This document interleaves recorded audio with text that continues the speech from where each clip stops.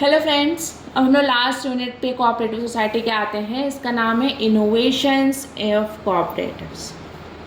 Cooperatives में innovation, अगर किसी चीज़ को हम लोग को आगे बढ़ाना है तो उसमें इनोवेशंस कितने ज़रूरी है। Cooperative innovation focus on leveraging collective strength to drive progress, achieve shared objective through the cooperative efforts. मतलब एक समूह है, एक हम लोग को ऑब्जेक्टिव दिया गया, हम लोग अब शेयर कर रहे हैं। साथ में काम करने में बहुत मज़ा आता है। खाना ही बनाइए, अगर मान लीजिए आपको 4 खाना बनाना है तो 2-3 लोग आ जाए तो जल्दी हो जाता है। ऊपर से साथ में काम करते हैं, हंसी मजाक करते हुए एक दूसरे को शेयर करते हुए होता है। वैसे ही शेयर्ड एफर्ट से हम लोग बहुत क्या कहते हैं, जो होता है ना कि जो हमारा गोल होता है बहुत जल्दी कर लेते हैं achieve. Cooperatives have become now a medium for innovations and self-reliance in areas such as digital services, healthcare, education, energy, organic farming and financial inclusion. तो मैंने कहा था ना कि कोऑपरेटिव के हर एक सेक्टर में जा रहा है, हर एक जगह जा रहा है। ठीक है, अब अगर हम लोग का जो कोऑपरेटिव एक सेक्टर, हम लोग एज एन स्टार्टअप अगर इसको कंसिडर करते हैं तो हमारा कोऑपरेटिव स्टार्टअप कैसे कंसिडर हो सकता है। Promote agriculture and allied sectors, rural industries and community based enterprises. ये जो एग्रीकल्चर सेक्टर क्या कहते हैं प्रमोट करना चाहिए, रूरल इंडस्ट्रीज प्रमोट करना चाहिए, ये कम्युनिटी बेस्ड एंटरप्राइजेस होना चाहिए, तभी हम इसको स्टार्टअप लेते हैं। ये पहला रूल है।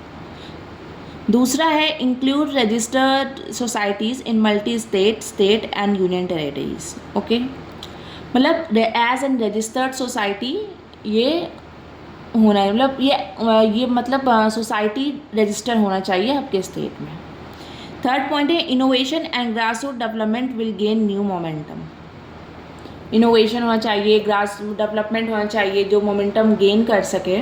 अच्छा, तो ये 3 पॉइंट्स हैं जो हम किसी कोऑपरेटिव को, अगर हम लोग को एज ए स्टार्टअप उसको करना हो, डिक्लेयर करना हो, तो ये 3 पॉइंट हम लोग को समझना है। ओके, अब हम लोग इनोवेशंस पे आते हैं। इनोवेशंस बेसिकली हमारे 5 तरीके के होते हैं, जिसमें से पहला है टेक्नोलॉजिकल, दूसरा स्ट्रक्चरल, तीसरा फंक्शनल, चौथा फाइनेंशियल और पांचवा इकोलॉजिकल। टेक्नोलॉजिकल में क्या क्या है, like computerisation of PACS, national cooperative database, platform cooperatism, like Bharat taxi नाम का एक कोऑपरेटिव सोसाइटी ने वो जैसे लाइक ओला और उबर होता है, वहीं एक प्लेटफॉर्म के ज़रिए लोगों को अफोर्डेबल राइड देने की वो एक इनिशिएटिव है। फिर हमारा कंप्यूटराइजेशन ऑफ PACS ये हमारा हो चुका है। फिर नेशनल कोऑपरेटिव डाटाबेस, जहाँ पे सारे कोऑपरेटिव के सारे डेटाबेस सबको अवेलेबल होते हैं। उसके बाद है हमारा स्ट्रक्चरल और इंस्टीट्यूशनल।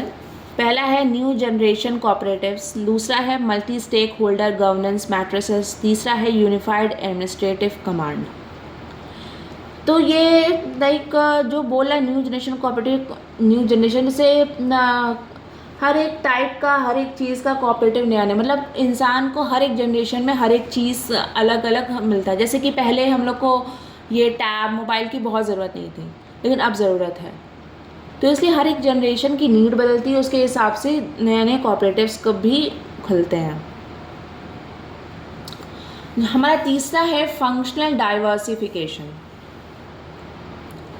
हमको PACS service, common service centre भी आप हर जगह रहते हैं, जहाँ पे बहुत ही नॉमिनल प्राइसेस पे हमारे काम हो जाते हैं। ठीक है, दूसरा है health care integration cooperative setup run प्रधानमंत्री जन औषधि केंद्र। हेल्थ केयर इंटीग्रेशन प्रधानमंत्री जन औषधि केंद्र, ये हमारा कोऑपरेटिव सोसाइटी ही हुआ ना।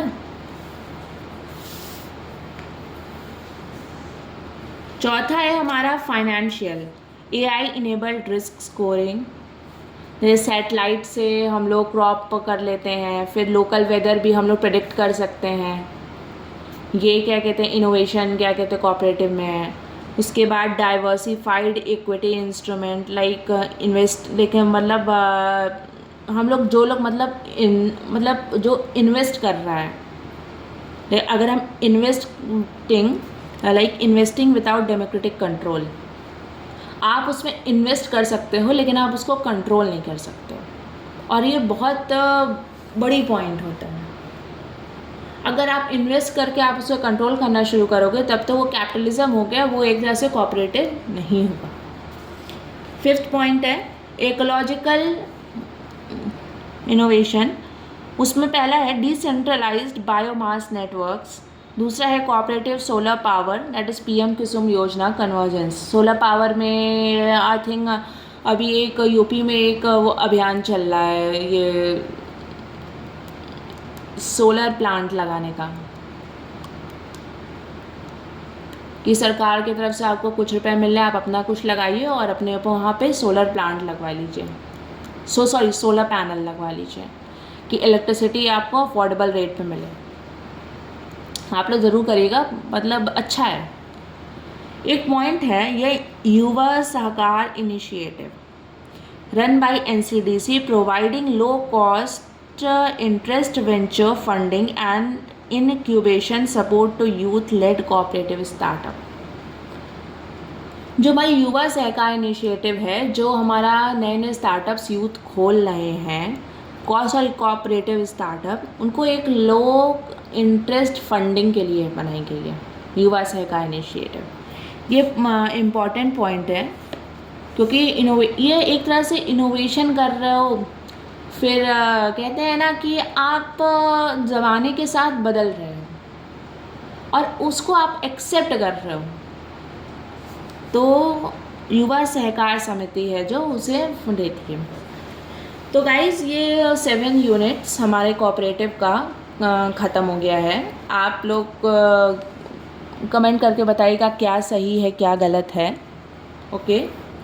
और कौन कौन से टॉपिक्स कवर करने हैं प्लीज़ ये भी कमेंट कर दीजिएगा। तो एक नेक्स्ट वीडियो, एक थोड़ी लंबी वीडियो बनाते हैं और सारे उसमें टॉपिक्स, जो छोटे टॉपिक्स कहीं छूट गए हैं कि मतलब मैंने अपनी तरफ से तो नहीं छोड़ा है, मैंने बहुत सोर्सेज से करके अपने नोट्स बनाए थे, बस मैं शेयर कर ली हूँ।